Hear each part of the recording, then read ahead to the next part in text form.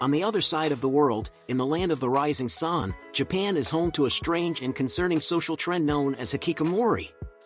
This cultural enigma, which has intrigued the world for decades, is characterized by the extreme social isolation of individuals, especially young people and young adults, who choose to completely withdraw from society, locking themselves in their rooms for months, and even years, avoiding human contact and life outside their homes.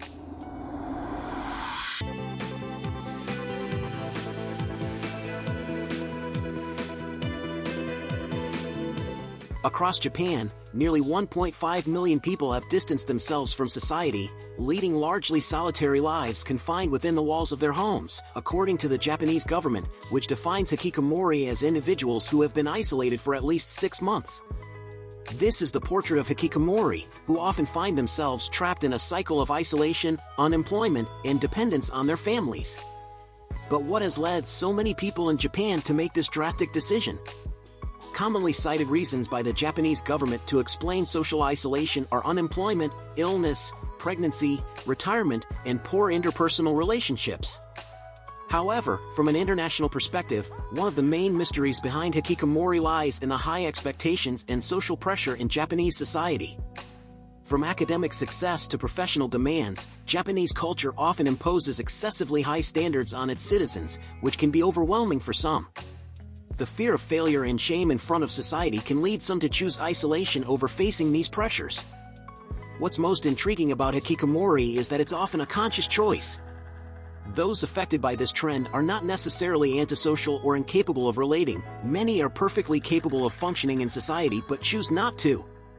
This conscious choice to isolate raises deep questions about the interplay between personal freedom and social expectations.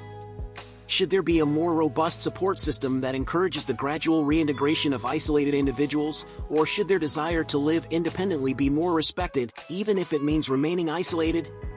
What are the boundaries of individual freedom in a context where social interdependence is crucial?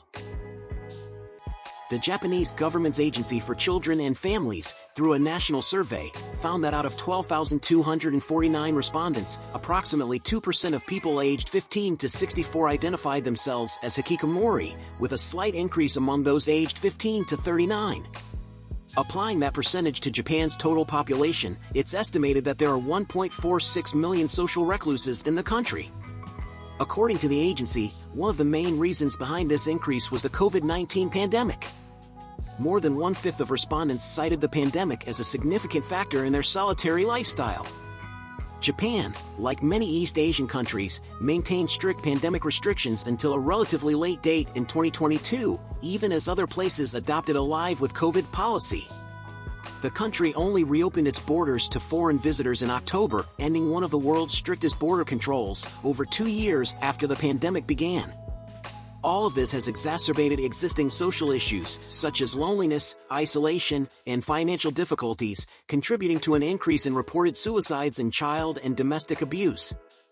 Although in many cases, hikikomori stems from psychological issues like depression and anxiety, social factors also play a significant role, such as Japan's patriarchal norms and demanding work culture. Hikikomori not only affects individuals on an individual level but also has an impact on Japanese society as a whole. The economic cost of supporting hikikomori individuals and the emotional burden on families are significant challenges. Moreover, the lack of social skills and real-world experiences can make it difficult to reintegrate these individuals into society. In Japan, the fertility rate and the annual number of births have fallen to new historic lows for several consecutive years. For families with hikikomori members, this poses a double challenge, referred to as the 80-50 problem, which pertains to 50-year-old social recluses depending on 80-year-old parents. Over the years, Japan has sought to address the enigma of hikikomori through various measures. Some of these actions include raising public awareness and conducting suicide prevention campaigns through social media, assigning more school counselors and social workers to provide support to those in need, and maintaining a 24/7 telephone consultation service aimed at those with weak social connections. As the world watches with astonishment and concern over this extreme isolation, Japan has established psychological and social support programs to help those who wish to reintegrate into society. However, the root of the problem remains a mystery and a persistent concern for the country. What are your thoughts on all of this? And so, we have come to the end of our extraordinary walk today. If you enjoyed it, please give us a like and subscribe to the channel. Until the next extraordinary walk.